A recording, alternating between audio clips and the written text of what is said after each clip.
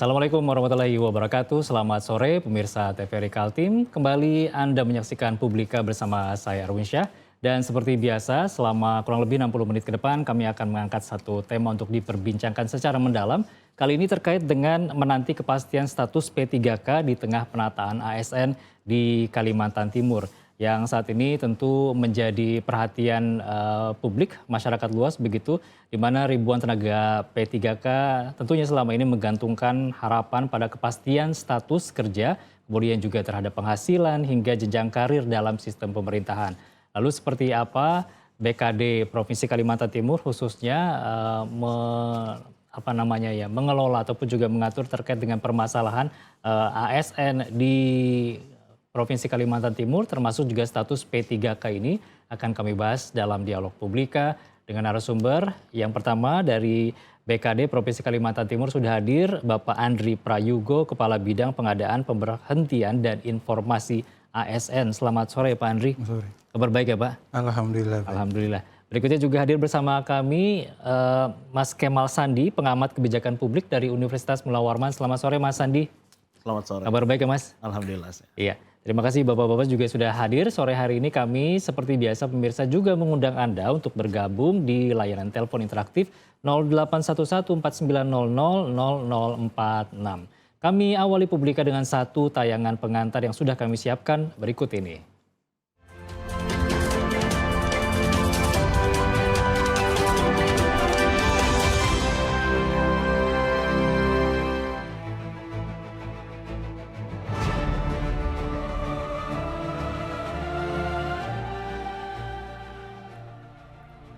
Wacana penataan manajemen aparatur sipil negara ASN yang membuka kemungkinan perubahan status P3K penuh waktu maupun paruh waktu menjadi non-ASN mulai memunculkan keresahan di berbagai daerah termasuk di Provinsi Kalimantan Timur.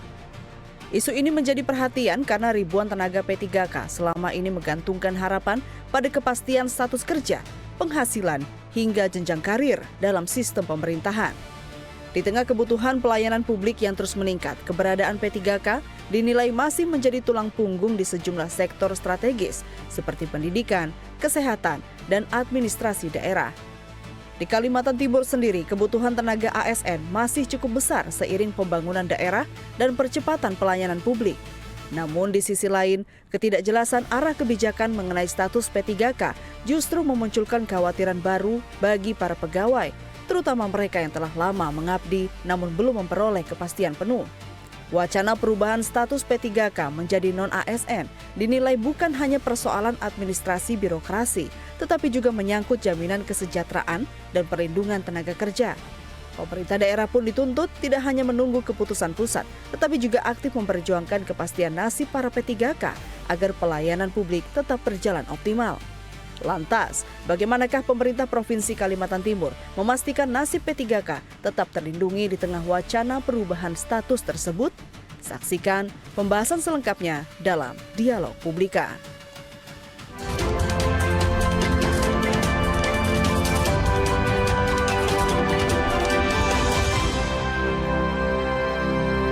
Baru saja kita saksikan video pengantar untuk Publika. Sore ini menanti kepastian status P3K di tengah penataan ASN di Kalimantan Timur.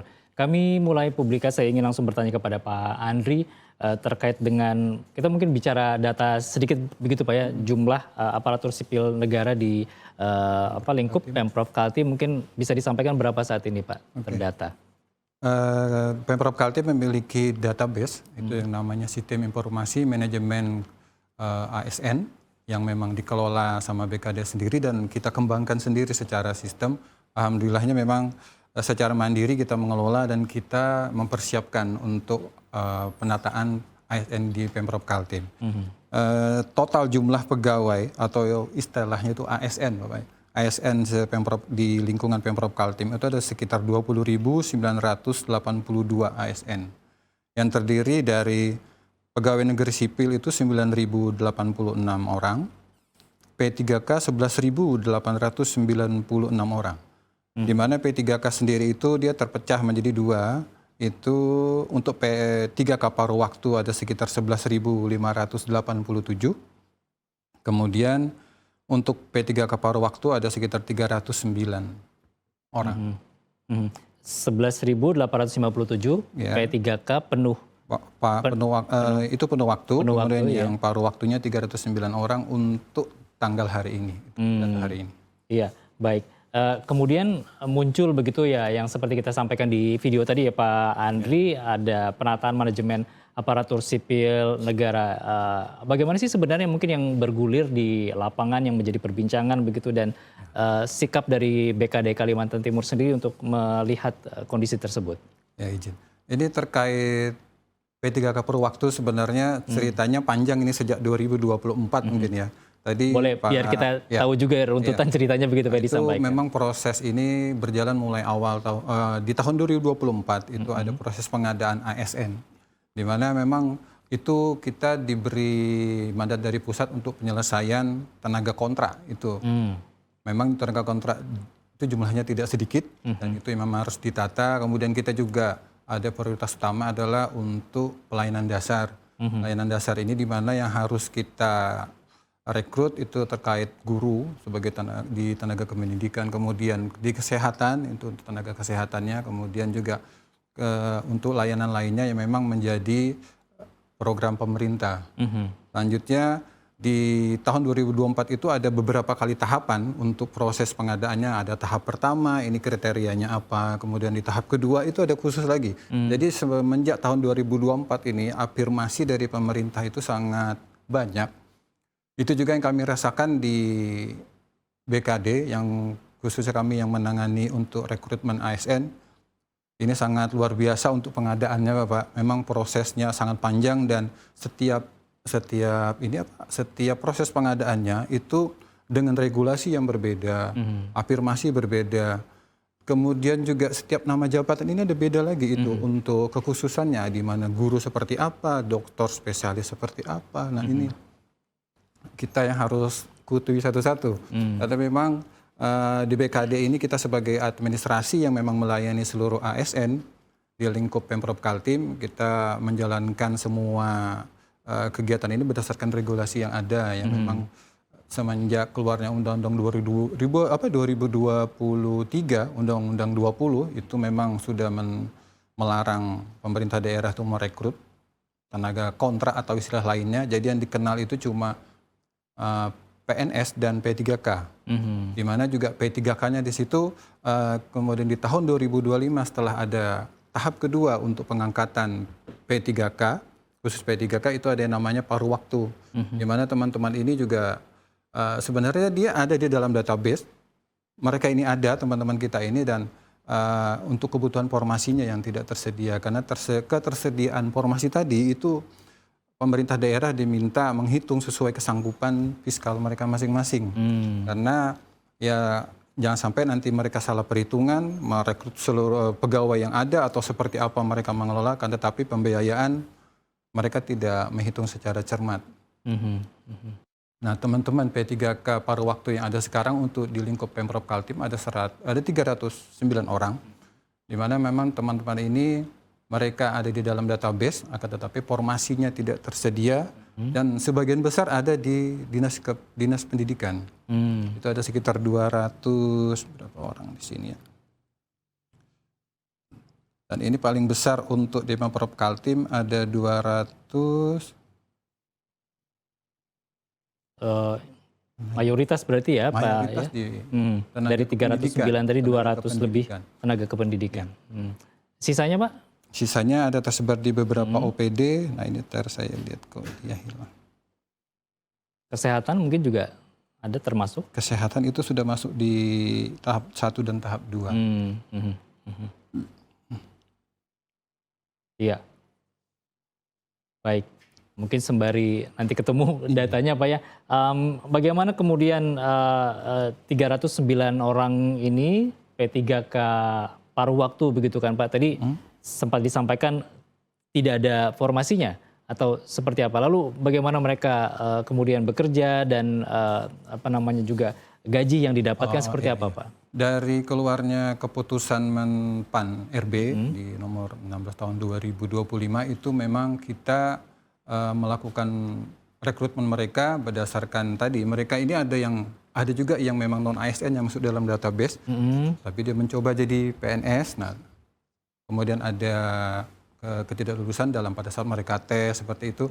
Dan ini masih terdata di dalam database dan ini harus tetap kita tata. Mereka jangan sampai memang kalau di undang-undang memang tidak ada, kita bunyinya itu optimalisasi ya. Nah, optimalisasi berarti ya kita sedaya upaya memang melakukan penataan ke mereka supaya mereka semuanya sesuai dengan persyaratan bisa masuk menjadi P3K. Dan di mana mereka di P3K paruh waktu ini mereka tetap mendapatkan upah ya seperti mereka sebelumnya, jadi tidak berkurang. Kemudian juga untuk daerah lain juga memang bisa menggunakan gaji sebelumnya atau disamakan atau juga menggunakan UMR. Teman-teman seperti itu, mereka bisa tetap menggunakan itu. Baik, sebelum ke Mas Sandi, mungkin bagaimana dengan masa depan dari 309 P3K paruh waktu ini kemudian Pak? Apakah seperti isu yang mungkin yang kemudian juga bergulir begitu, apakah juga akan dihapus misalnya atau seperti apa sih? Akan diangkat P3K penuh waktu kah atau seperti apa? Mungkin terkait dengan keputusan Menpan tadi, mereka tetap dilakukan kontrak kerjasama dengan kontrak kerja dengan pemerintah, kita tetap mempekerjakan selama 1 tahun. Kemudian kalau kita melihat lagi, kita tetap menghitung kembali kemampuan finansial pemerintah daerah, apakah ini memang kita sanggup membayar sesuai dengan gaji mereka sebagai P3K penuh waktu nanti. Kemudian juga kita harus melihat apakah dengan pengangkatan tadi kita juga sudah harus memperkirakan nominalnya berapa nanti kan. Karena untuk di paruh waktu ini untuk penggajian atau upah mereka itu sudah berbeda dengan di PNS dan P3K penuh waktu. Kalau di penuh waktu ini mereka kan untuk penggajiannya melalui belanja tidak langsung atau belanja pegawai. Kemudian kalau dari paruh waktu ini bisa menggunakan di luar anggaran itu. Kalau dari pusat memang dari barang dan jasa. Ya. Jangka waktunya 1 tahun tadi begitu Pak? 1 tahun dan bisa diperpanjang. Oke. Bisa diperpanjang. Baik, saya ingin ke Mas Kemal Sandi mungkin memberi tanggapan umum begitu. Ini dinamikanya luar biasa begitu ya terkait dengan aturan-aturan yang berlaku juga begitu, adanya perubahan dari tingkat pusat juga seperti itu terkait dengan pengangkatan ASN ini. Seperti apa tanggapannya Mas Sandi? Iya, jadi ini memang sangat menarik ya. Apalagi pembahasan kita hari ini tentang kepastian daripada status kepegawaian para P3K. Padahal sesungguhnya apa yang kita bicarakan hari ini itu bukan terbatas pada statusnya mereka, tapi narasi di baliknya itu sebenarnya tentang masa depan dari pelayanan publik kita sebetulnya. Arahnya ke sana. Saya ingin mungkin memulai dari bahasa bahwa di balik kata P3K itu seperti yang telah di-mention sebelumnya, ternyata perlu kita ketahui ada banyak guru yang telah mengabdi belasan tahun misalnya, lalu kemudian ada banyak tenaga kesehatan yang juga telah mengabdi di beberapa daerah-daerah terpencil, termasuk juga mungkin ada tenaga administratif yang selama ini menjadi tulang punggung proses pelayanan publik kepada kita semua ketika kita melakukan proses atau tindakan yang diharapkan oleh pemerintah, baik itu khususnya adalah pemerintah provinsi. Lalu saya ingin mengatakan begini, ketika mereka betul-betul telah berupaya semaksimal mungkin mengabdikan dirinya, tentu pemerintah harus juga memberikan timbal balik dari itu. Sehingga apa yang kemudian muncul ada beberapa formasi, baik dari P3K, kemudian P3K khusus ada paruh waktu dan penuh waktu itu, saya kira itu salah satu bentuk dari kepedulian pemerintah sebetulnya.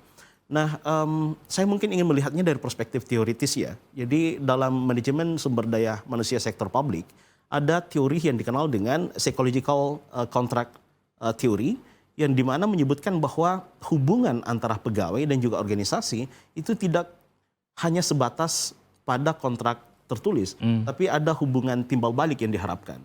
Nah, misalnya seseorang pegawai yang telah bekerja di satu instansi, satu perangkat daerah misalnya, lalu pasti dia sudah merasa comfortable di situ, tetapi itu masih comfortable yang semu, gitu ya. Sehingga dia akan mempertanyakan, ada harapannya, dia butuh statusnya seperti apa, lalu kemudian penghargaannya, reward yang akan dia peroleh seperti apa.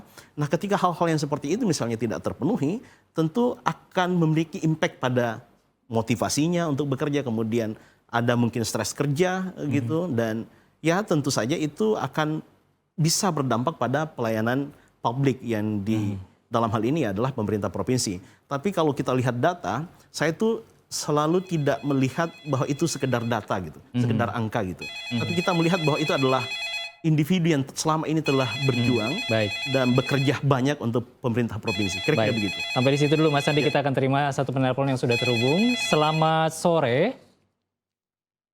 Halo. Ya, selamat sore Mas Edwin. Iya, dengan siapa Mas? Ya, saya Fauzi dari Samarinda, Mas. Silakan Mas Fauzi.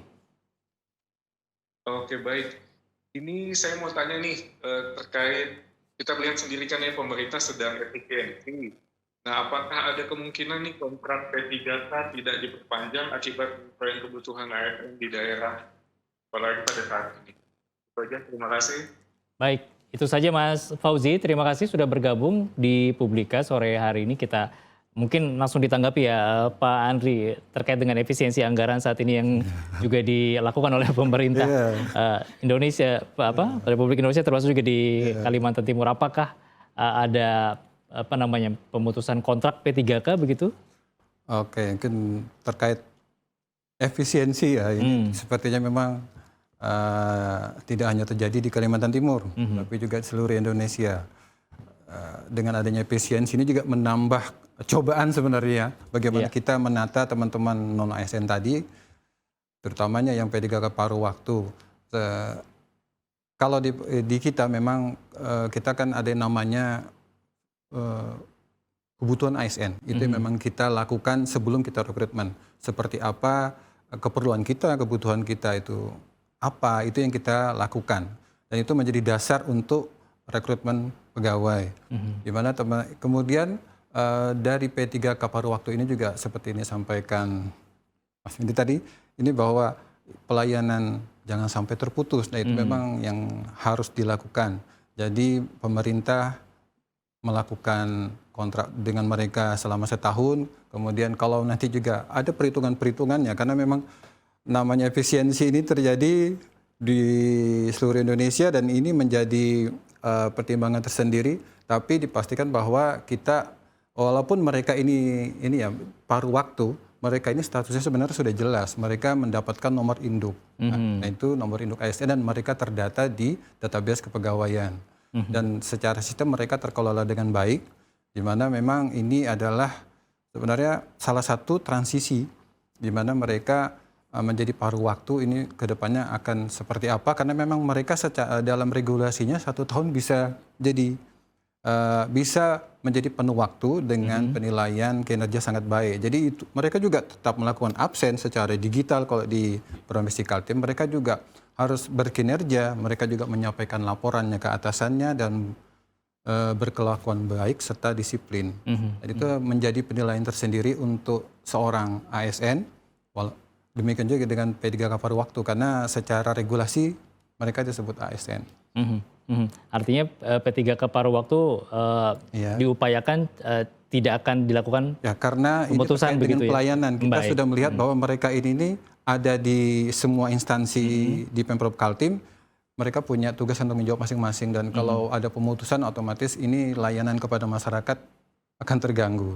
Iya. Paruh waktu saja ini dijamin diharapkan tidak terjadi pemutusan hubungan kerja begitu Pak, apalagi yang penuh waktu gitu kan. Waktu. Baik. Kita akan jeda sejenak, setelah selingan berikut pemirsa kami akan lanjutkan Publika. Tetap bersama kami segera kembali.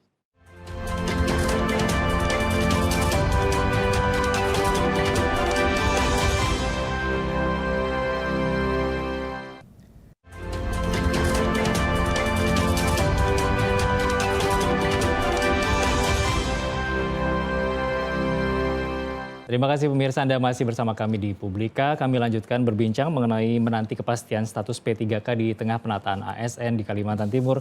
Saya ingin bertanya kepada Mas Andi, mungkin juga tadi sempat terputus sedikit terkait dengan data yang ingin disampaikan juga tanggapan oleh Mas Andi. Bisa dilanjutkan, seperti apa tanggapannya Mas? Iya, tadi saya menanggapi bahwa jumlah P3K paruh waktu itu bukan cuma sekedar lihat dari segi angkanya sebetulnya. Tapi betul-betul kita lihat bahwa mereka adalah person yang selama ini telah memberikan impact atau telah bekerja untuk meningkatkan pelayanan publik kita. Baik yang ada di pendidikan, kemudian di kesehatan, dan juga yang mungkin ya ada di beberapa tempat yang menjadi tulang punggung pelayanan publik langsung, misalnya begitu. Ini juga menjadi challenge tersendiri kepada pemerintah provinsi untuk bisa tetap mengakomodir secara keseluruhan, bukan sekedar dilihat dari segi angka. Kira-kira begitu poin saya. Iya, kemudian tadi memang dari segi jumlah kita tahu untuk P3K sendiri lebih besar angkanya daripada PNS di Pemprov Kaltim. Artinya memang dukungan P3K terhadap keberlangsungan pelayanan publik kepada masyarakat ini juga menjadi tulang punggung begitu untuk suksesnya dan lancarnya pelayanan publik. Tanggapannya mungkin di situ seperti apa, Mas? Iya, dalam beberapa tahun terakhir memang kendati dilakukan open recruitment jalur PNS, selalu dibuka juga peluang untuk P3K. Nah, baik itu yang dulunya sekarang dikenal dengan penuh waktu dan paruh waktu, bahkan juga ada beberapa instansi pendidikan pun misalnya ada yang dikenal dengan P3K khusus dulu tuh, ada yang lebih spesifik gitu. Memang akan merekrut orang-orang yang dalam tanda kutip pernah mengabdi di situ dan disesuaikan formasinya dengan apa yang ada dan mereka miliki gitu ya. Apa yang ada formasinya disesuaikan dengan kriterianya dia, kira-kira gitu, ijazahnya dan lain-lain. Kira-kira begitu. Nah, jumlah atau perbandingan dari PNS dan juga P3K untuk waktu 2-3 tahun ke depan mungkin belum menjadi suatu kekhawatiran. Tapi untuk beberapa tahun berikutnya itu menjadi challenge tersendiri. Kenapa? Karena untuk menduduki beberapa jabatan-jabatan tersendiri itu relatively menjadi challenge ya. Karena saya ingin melihat ini orang-orang yang menduduki jabatan-jabatan misalnya jadi kabid nantinya atau excellent 2 itu idealnya sih PNS gitu, idealnya sih PNS. Dan itu juga tidak menutup kemungkinan para P3K yang saat ini masih qualified dari segi umur dan lain-lain itu bisa mendaftar lagi menjadi PNS. Dan banyak beredar informasi juga di media sosial belakangan ini kan ada mau passing itu dari P3K mau langsung jadi PNS, tetapi kan selalu di counter juga baik dari DPR RI kemudian juga dari Kementerian Mendagri juga sudah memberikan report dalam hal ini. Saya ingin mengatakan bahwa potensinya ke depan P3K yang saat ini jumlahnya lebih banyak ketika beberapa di antara mereka yang masih qualified untuk menjadi PNS, saya sarankan sih bisa menjadi PNS saja mendaftar dan lebih agile dia ketika bekerja karena sudah memahami kondisi dan ritme kerja sebelumnya. Kira-kira begitu. Iya, baik. Kembali kami ingatkan pemirsa Anda dapat menghubungi kami di nomor telepon 0811 4900 0046 jika ada hal-hal yang ingin Anda tanyakan. Dan juga sampaikan mungkin pendapat Anda terkait dengan tema yang kami bahas sore hari ini menanti kepastian status P3K di tengah penataan ASN. Baik, Pak Andri mungkin bisa memberi tanggapan juga tadi yang disampaikan Mas Andi adanya tantangan terkait jabatan ke depan bagi ASN berstatus P3K ini. Seperti apa, Pak? Ya, terkait dengan kedepannya seperti apa di ASN memang kita sudah mengikuti arahan dari pemerintah terkait bagaimana sistem pemerintahan ke depan. Dan di kami pun di pengadaan, khususnya di pengadaan ASN, kita mengutamakan talenta-talenta baru dan talenta-talenta digital. Di mana memang ada beberapa jabatan, contohnya aja kita kayak di mall, di depan pintu masuk ada namanya yang jaga parkir atau apa. Sekarang sudah tidak ada lagi teman-teman yang melakukan pekerjaan itu. Dan itu semua dilakukan secara digital. Kedepannya juga secara digitalisasi bisa seperti arsiparis. Arsip itu sangat bisa dilakukan secara digital. Di kami umpamanya ada namanya sistem informasi manajemen ASN. Dari data yang mereka input secara pribadi, kemudian kita juga ada namanya pengelola kepegawaian. Nanti kita memasukkan riwayat pekerjaan kita, riwayat kepangkatan dengan melampirkan data digital atau PDF-nya. Kemudian data nanti kita sanding, kita verifikasi, kemudian secara sistem kita tarik data PDF-nya itu jadi arsip. Nah, itu secara otomatis kita bisa pilah. Nah, itu secara tidak langsung ke depannya beberapa nama jabatan mungkin akan punah ya. Mungkin akan punah. Menyesuaikan dengan kondisi real keadaan sekarang. Kita tidak bisa lagi bekerja umpamanya kayak kemarin secara konvensional.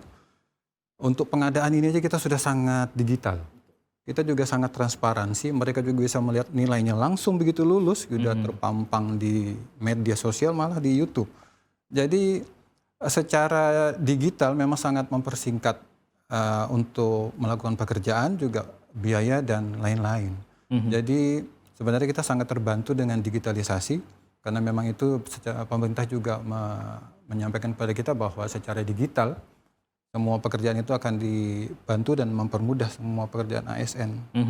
Kemudian juga dari transisi tadi, teman-teman ini juga kita dari BKD juga melihat ini kebutuhan ini seperti apa. Seperti kemarin ada namanya Impres Presiden terkait ketahanan pangan kan Bapak. Nah ini ya salah satu contoh bagaimana pengadaan. Kita melihat juga dengan arah pembangunan ke depan seperti apa yang menjadi prioritas. Jadi selain layanan dasar tadi, kemudian layanan untuk kebutuhan teknis tadi seperti apa. Jadi kami mencoba membackup untuk kebutuhan-kebutuhan tadi supaya program pemerintah ini tetap bisa berjalan. Apalagi di tengah efisiensi ini tantangan sebenarnya sangat besar.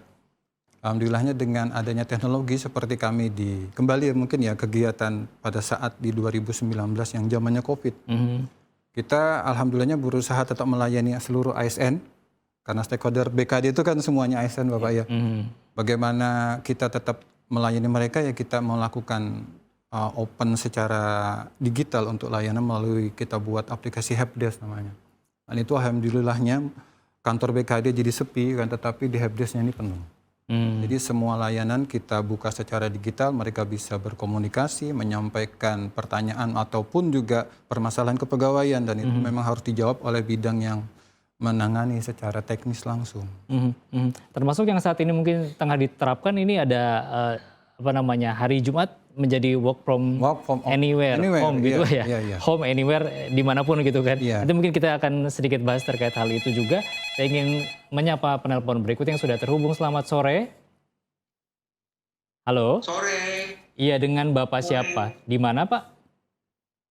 Pak Supriyono di Samarinda. Pak Supriyono silakan. Iya, jadi saya mau nanya ke Bapak-Bapak ini terkait teman-teman yang masih honorer tahun ASN ya sebutan sekarang. Apakah masih bisa buat diangkat buat jadi P3K ya? Peluang itu masih ada nggak sih gitu?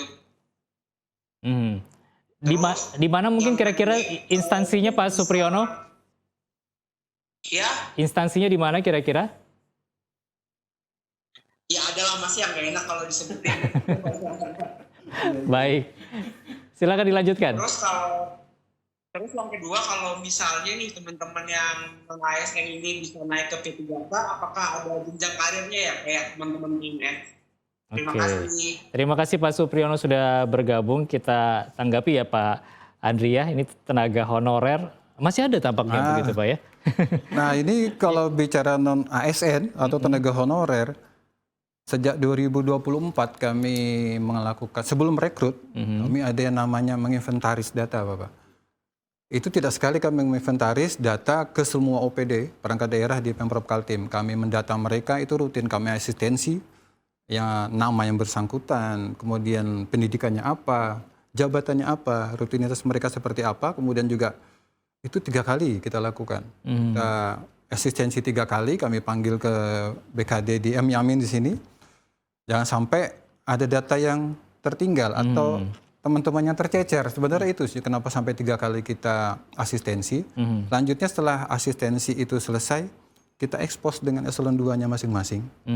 Betulkah si A, betulkah si B, nama jabatannya ini, kemudian pendidikannya ini. Karena itu harus kita sampaikan ke Menpan berupa usulan kepada Menpan yang ditandatangani oleh PPK. PPK di sini Pak Gubernur. Dan itu juga dilampiri dengan SPTJM, pertanggungjawaban mutlak, kemampuan membayar dan semua data itu adalah benar.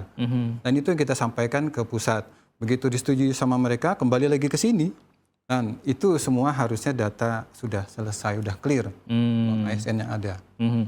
Ya mungkin yang ditanyakan Pak Supriyono tadi adalah di instansi lain begitu Pak ya, bukan di lingkup Pemprov Kaltim. Tapi mungkin supaya bisa menjawab juga apa yang ditanyakan Pak Supriyono, apakah ada kemungkinan misalnya begitu Pak untuk bisa diangkat menjadi P3K, kemudian juga nanti CPNS.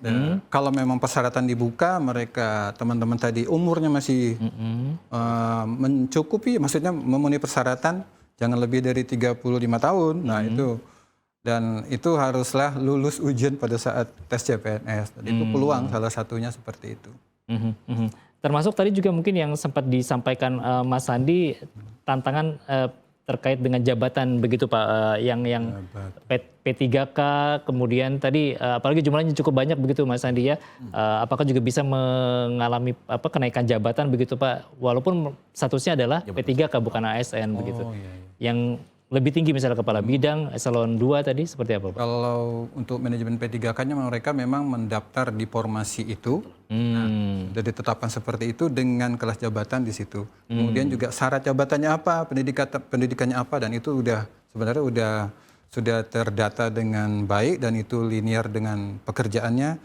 Mereka sesuai dengan manajemen P3K-nya di PP 49 itu tetap masih di jabatan yang ada. Kalau memang mereka mau meningkatkan beralih ke jabatan lain, mereka bisa mengikuti kembali proses itu. Tes lagi begitu Pak ya? Tes kembali. Untuk sekarang regulasinya masih seperti itu. Karena memang di dalamnya juga tidak ada namanya mutasi. Mutasi juga tidak ada untuk P3K karena mereka memang sesuai kebutuhan tiap perangkat daerah. Ya. Tiap perangkat daerah ini ada yang perlu perangkat komputer, ada yang tidak. Nah, seperti itu. Jadi umpamanya di sini dia perangkat komputer, dia mau pindah ke sini, di situ tidak tersedia formasinya, mereka tidak bisa pindah. Jadi memang untuk manajemen P3K ini adalah mereka yang profesional, mereka sesuai kebutuhan yang ada di sana, mereka ditempatkan di sana. Seperti itu sebenarnya untuk manajemen P3K-nya memang berbeda dengan manajemen PNS. Oke, baik. Mas Andi juga mungkin ada lagi yang ingin disampaikan perspektif lain terkait memang regulasi yang memang terus berubah dari tingkat pusat begitu sampai ke daerah seperti apa Mas? Iya, pada prinsipnya tentu pemerintah juga berupaya untuk mengakomodir semua pihak. Dan berupaya tentu setiap kebijakan yang telah dibuat oleh pemerintah tentunya tidak mendiskriminatifkan beberapa aktor-aktor yang sebelumnya sudah terlibat sangat banyak dalam pelayanan publik. Tetapi tentu yang paling rasional saat ini ketika beberapa yang tadi dimention itu adalah masih non-ASN, posisinya masih sama dan ternyata telah dipalidasi bukan di Pemprov misalnya, ya tentu saja alternatif terbaiknya ya rekrutmen kembali ketika dibuka dia bisa terlibat berpartisipasi gitu ya. Baik itu jalur P3K, penuh waktu misalnya, atau bahkan pada CPNS. Dan hemat saya mengatakan bahwa orang-orang yang sudah berpartisipasi lebih dahulu menjadi bagian dari beberapa instansi gitu sebelumnya tentu lebih agile mengerjakan soal-soal yang disiapkan di CAT nantinya karena ada beberapa part gitu di saat rekrutmen dan itu erat kaitannya hubungannya dengan apa yang bisa dia kerjakan tentang kewarganegaraan misalnya dan lain-lain itu erat kaitannya di sana. Di sisi lain saya juga ingin mengatakan bahwa mereka bisa mengikuti jalur PNS untuk memastikan bahwa ke depannya long termnya gitu mereka relatif lebih safety ketimbang jalur P3K. Karena jalur P3K secara tidak langsung Pak Andre tadi menyebutkan itu ada dua hal. Yang pertama, ya tidak bisa naik jabatan kecuali dia rekrutmen kembali. Kemudian yang kedua, ke depannya itu P3K akan disesuaikan dengan kemampuan fiskal masing-masing daerah gitu. Jadi ketika misalnya daerahnya itu tidak sanggup lagi ke depannya, mungkin long term ke depannya gitu ya, itu ya pasti dalam tanda kutip akan ada penutupan gitu pada formasi tersebut. Nah ini juga menjadi challenge tersendiri, khususnya jabatan yang dimention tadi sama Pak Andri itu jabatan-jabatan fungsional ketika mereka mendaftar. Nah yang diharapkan dalam struktural itu ada betul-betul jabatan struktural yang dimention adalah pada level Kabid, kemudian eselon 2 misalnya Kadis gitu. Hemat saya hampir semua ASN juga berupaya untuk bekerja semaksimal mungkin memperlihatkan potensinya seperti apa sehingga dia bisa menempati posisi-posisi strategis kan harapannya begitu. Nah ketika dia terbelenggu dalam P3K paruh waktu dan penuh waktu misalnya juga termasuk itu challenge tersendiri kepada para P3K dan P3K penuh waktu dan paruh waktu saat ini. Jadi alternatif terbaiknya ketika memang masih qualified ya bisa mendaftar. Nah kalaupun sudah tidak qualified lagi dengan batas usia misalnya ya bisa masih survive sebagai P3K penuh waktu. Kira-kira begitu ya. Itu mungkin. Baik. Tadi juga saya sempat sampaikan terkait dengan work from anywhere tadi begitu Pak ya untuk lingkup Pemprov Kaltim ini sejauh ini mungkin bisa disampaikan terkait dengan evaluasi dan juga efisiensi dari dan efektivitas tentunya dari pelaksanaan WFA ini seperti apa BKD melihat ya Pak? Kalau terkait WFA yang memang Pemprov Kaltim lakukan setiap Jumat. Nah, yang namanya WFA berarti mereka bekerja di anywhere. Tapi bukan berarti mereka kerja umpamanya di anywhere. Kadang ada yang menyampaikan bahwa mereka bisa di Balikpapan atau mereka bisa di Jakarta. Padahal namanya Pemprov Kaltim, wilayah kerjanya di Pemprov Kaltim. Umpamanya yang bersangkutan bekerja di Samarinda, berarti di Samarinda. Bisa di kantor, di kafe mana itu anywhere di Samarinda. Kalau WFH itu beda lagi, mereka kerja di rumah. Itu harus di rumah. Kalau dari sistem, kebetulan untuk sistem informasi presensinya itu di kami yang menangani, itu terlihat Bapak. Mereka loginnya di mana, mereka GPS ya, GPS itu di mana, itu kelihatan. Jadi bisa terdeteksi. Jadi seandainya pun mereka mau WFA, mereka ada di luar daerah, itu kita bisa melakukan pengawasan. Secara rigid sebenarnya bisa kita dapatkan data-data mereka dan itu bisa dievaluasi. Kalau terkait efisiensi listrik atau apa ya, pegawai itu bekerjanya di hari Jumat ya. Jumat itu yang tidak melakukan layanan umum itu bekerja 5 hari, dia sampai jam setengah 12. Kemudian yang melakukan layanan itu nyambung sampai hari Sabtu, teman-teman itu. Karena teman-teman yang melakukan pelayanan langsung itu tidak ada WFH-nya. Seperti rumah sakit, Bapenda itu ada namanya Samsat, itu tidak ada WFH-nya. Dan sejauh ini terpantau juga cukup efektif begitu Pak ya dengan pelaksanaan ini di lapangan. Baik, kita akan kembali jeda sejenak pemirsa. Setelah selingan berikut akan kami lanjutkan Publika, tetap bersama kami.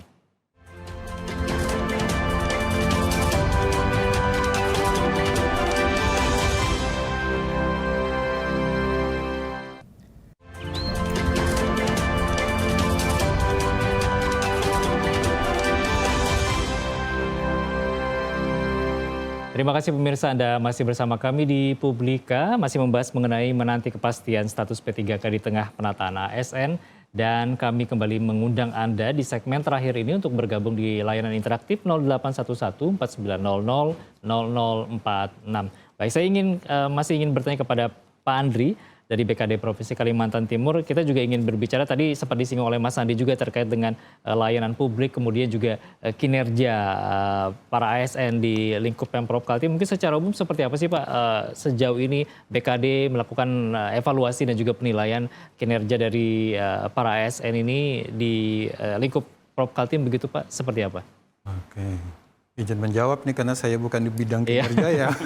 Tapi terkait sistemnya, dengan adanya sistem ini sebenarnya kita sangat dibantu dan dipermudah. Teman-teman ASN memang dia ada tugas nanti begitu dia melakukan pekerjaan mereka di akhir bulan harus mengisi e-kinerja. Mungkin sama di Unmul Pak ya. Itu aplikasi dari BKN Pusat. Memang terintegrasi dengan si ASN dan si ASN BKN tadi juga terintegrasi dengan database BKD, SIM ASN. Karena saling terintegrasi, jadi ada permasalahan satu itu akan muncul Pak, jadi disparitas.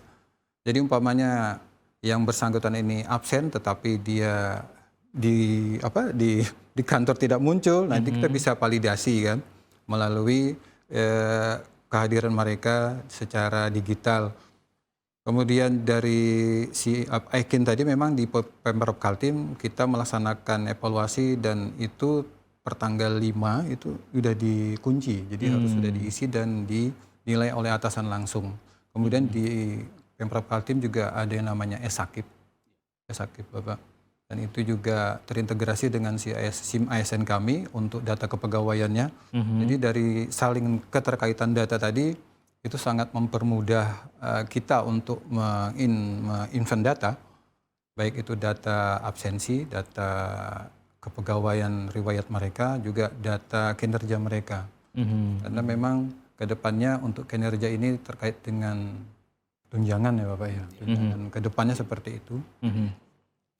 Ya, sebelum ke Mas Andi, masih juga terkait dengan peningkatan kompetensi begitu Pak. Kita tahu di tengah tuntutan masyarakat akan pelayanan yang prima di lapangan, kompetensi ASN juga dengan kinerja yang baik diharapkan juga mampu memberikan apa yang diharapkan oleh masyarakat begitu. Apa saja biasanya Pak yang bisa dilakukan ataupun juga BKD lakukan misalnya untuk meningkatkan kompetensi terkait juga mungkin ada kesempatan untuk studi lagi misalnya begitu, seperti apa Pak? Badan Kepegawaian Daerah Provinsi Kalimantan Timur mempunyai unit pelayanan namanya PT Depenkom, penilaian kompetensi pegawai yang di Jalan Kartini, Bapak. Itu memang untuk melakukan pengukuran potensi dan kompetensi seorang ASN. Dari situ nanti setelah mereka teman-teman dilakukan pengukuran, kita akan melihat kemampuannya seperti apa, ini cocoknya kerja di mana, umpamanya jabatan yang bisa mereka ke depan diproyeksikan seperti apa, dan itu bisa terlihat. Kemudian nanti dari teman-teman ada BKD juga akan melakukan analisis terkait dengan gap kompetensi mereka, kekurangan mereka di mana, dan ini harus terpenuhi dan harus dipenuhi karena memang pengembangan untuk ASN itu pegawai ya, khusus pegawai itu minimal 20 JP per tahun. Kemudian P3K juga sebenarnya ada pengembangan diri mereka minimal 20 JP juga. Dan ini ada yang namanya Badan BPSDM yang di seberang. Dan mereka lah nanti yang akan melakukan pengembangan seperti apa mereka didiklatkan, kemudian juga pengembangan apa yang mereka butuhkan, kemudian terkait dengan pendidikan ada yang namanya tugas belajar. Dan ini juga persyaratan harus melihat juga dengan syarat jabatan. Apakah memang nanti dibutuhkan dalam jabatan itu yang bersangkutan harus S1. Umpamanya dulu Arsiparis, ada namanya Arsiparis D3 yang terampil. Umpamanya teman-teman tadi dia SMA, tapi karena persyaratannya adalah harus harus minimal D3, jadi mereka disekolahkan seperti itu. Kemudian ada juga namanya manajemen talenta. Kita juga sudah melakukan ini, kemudian kita melakukan pengembangan itu istilahnya ada kotak 9 ya Bapak ya, 9, kotak 8. Kedepannya seperti itu, jadi kita melakukan suksesi ya, untuk talenta-talenta yang ada di kotak-kotak tadi sesuai dengan potensi kompetensi mereka. Seperti itu. Mas Andi mungkin juga bisa memberi tanggapan tadi penempatan formasi sosok ASN yang memang juga tepat dan kompeten di salah satu bidang, karena kita tahu kalau keliru penempatan pun juga kan mungkin juga akan menjadi kendala di lapangan pada saat melaksanakan tugas ya. Seperti apa tanggapannya Mas Andi? Iya, secara teoritis kan disebutnya right man and right place. Jadi hemat saya, yang saya amati sejauh ini bukan cuma di Pemprov Kaltim tapi di semua pemerintah daerah itu sudah menerapkan merit system. Jadi diskursusnya kalau kita bicara tentang manajemen ASN itu salah satu poinnya adalah merit system. Dan di merit system inilah sebetulnya sudah terpetakan gitu ya, siapa yang relevan dengan posisi apa itu sudah clear. Termasuk pada proses rekrutmen. Tentu Pak Andri dan timnya itu sudah membuat roadmap-nya sebetulnya. Yang dibutuhkan itu seperti apa. Dan itu ada di dalam diskursus tentang manajemen ASN. Kalau misalnya ke depannya, atau yang saat ini masih ada yang berada pada posisi yang kurang sesuai dengan kapasitasnya dan kapabilitasnya, bukan unsur like dan dislike-nya ya. Kalau unsur like dan dislike-nya saya kira hampir semua orang tidak suka itu. Karena under pressure-nya gitu misalnya, ada beberapa perangkat daerah itu ya memang under pressure-nya sangat tinggi.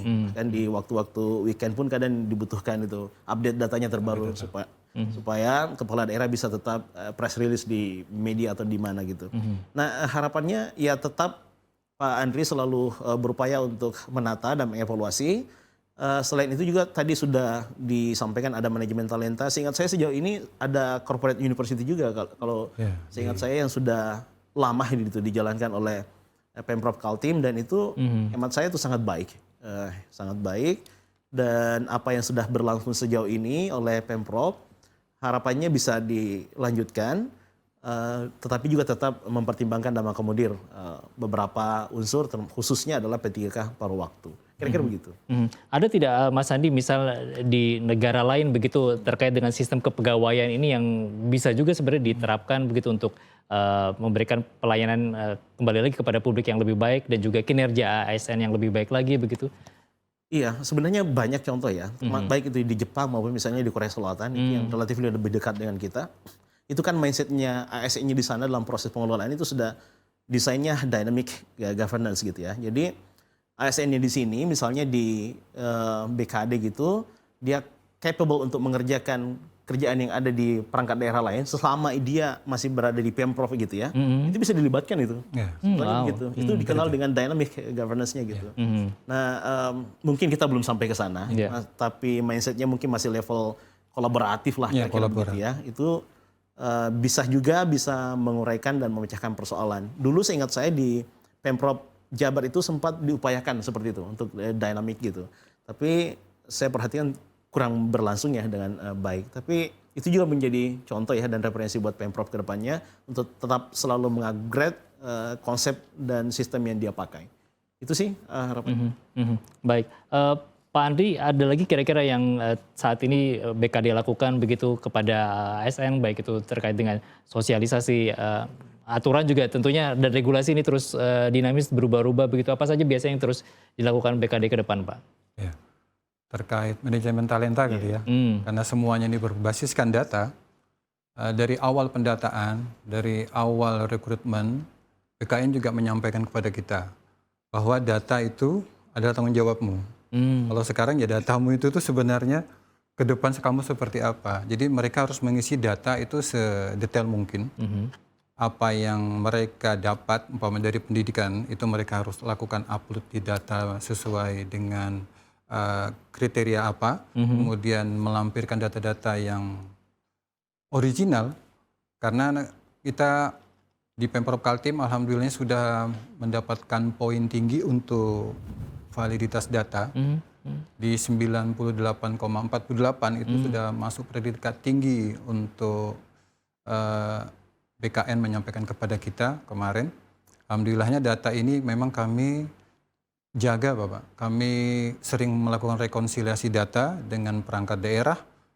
Ada 48 perangkat daerah yang kemudian ada SMA, SLB, SMK di Pemprov Kaltim yang tersebar di 10 kabupaten kota dan itu juga nanti di tanggal 19 kami akan rekon lagi untuk data wilayah 2, cabang dinas wilayah 2. Karena memang data-data mereka itu harus kita kolek Bapak, karena mereka juga selain ASN Pemprov Kaltim mereka juga harus mendapatkan pelayanan. Betul. Semua aplikasi pun yang kita lakukan, kita buat itu sebenarnya untuk mempermudah teman-teman tadi. Kita punya namanya aplikasi tugas belajar, izin belajar. Mereka yang di Sandaran, mereka yang di Sangkulirang atau yang di Mahulu tuh nggak bisa langsung datang ke sini kan Bapak. Iya. Pasti proses panjang waktu dan biaya itu juga banyak. Umpamanya aja mereka ini guru, nggak mungkin mereka meninggalkan tugas mereka mengajar, kasihan rombel nanti gimana. Jadi dari aplikasi itu kita coba bangun semudah mungkin supaya teman-teman tadi yang memang umpamanya mereka tidak biasa secara digital atau mereka jarang menggunakan gadget seperti itu, kita coba permudah layanannya, mereka bisa melakukan usulan melalui aplikasi, nanti kita melakukan validasi ke kantor, umpamanya dinas pendidikan. Setuju nggak nih? Iya. Karena kita perlu rekomendasi dari instansinya, apakah dia tugas belajar, izin belajar, tapi harus sesuai dengan kebutuhan Bapak. Kebutuhannya apa? Umpamanya nanti di sekolah mana dia perlu guru apa, guru umpamanya dia budaya, nanti dia bisa disekolahkan di budaya tanpa mereka harus datang ke Kaltim, ke Pemprov ke BKD. Karena kasihan sekali kan teman-teman seperti itu. Karena kita mencoba mempermudah layanan tadi supaya terjangkau lah teman-teman tadi yang jauh-jauhnya. Jadi tidak hanya kota saja yang kita layani. Seperti itu sih Pak. Karena dari 21.000 tadi di luar Samarinda ini sangat banyak. Apalagi untuk guru tuh hampir separuh jumlah pegawai itu dinas pendidikan. Iya, baik. Artinya pelayanan pun juga diberikan secara merata harapannya begitu baik. Mereka berhak juga soalnya. Mereka berhak. Baik, waktu kita terbatas di sisa waktu yang ada ini mungkin terakhir memberikan masing-masing closing statement. Mas Andi mungkin terkait dengan tema kita hari ini apa yang ingin disampaikan? Penataan ASN kedepannya harus lebih profesional dengan harapan tidak membuat ketidakpastian yang baru bagi mereka dalam tanda kutip P3K paruh waktu yang selama ini telah berupaya dan bersama dengan Pemprov untuk memberikan pelayanan terbaik demi kinerja pemerintah provinsi dalam memberikan pelayanan kepada masyarakat. Harapnya gitu. Baik, Pak Andri silakan Pak. Ya terkait dengan tema P3K paruh waktu hari ini ya kita menyampaikan bahwa P3K paruh waktu itu adalah transisi di mana teman-teman dari non-ASN menjadi ASN. Betul. Dengan status yang jelas mereka juga mendapatkan nomor induk. Mereka juga mendapatkan gaji sesuai dengan UMR itu minimal, kemudian juga sesuai dengan gaji sebelumnya, dan pemerintah juga tetap harus memastikan bahwa layanan tadi itu tidak terputus. Jadi mereka tetap kita jadi perhatian kita, mereka tetap ada dan seperti ini di Oktober kemudian, di Oktober 2026 ini akan seperti apa. Mereka apakah akan diperpanjang menjadi P3K paruh waktu, dan itu sebenarnya melihat lagi dari kondisi fiskal masing-masing daerah. Karena masing-masing daerah ini berbeda, jumlah tenaga kontraknya juga, jumlah pegawai paruh waktunya juga ada beragam. Ada yang memang jumlahnya seratusan, ada yang ribuan. Seperti itu sih Bapak. Karena masing-masing daerah, kemampuan daerahnya itu untuk fiskalnya berbeda. Baik. Terima kasih banyak Pak Andri Prayugo dari BKD Kalti, Mas Kemal Sandi, pengamat kebijakan publik dari Universitas Mula Warman untuk diskusinya sore hari ini. Dan demikianlah pemirsa perjumpaan kita kali ini di Dialog Publika.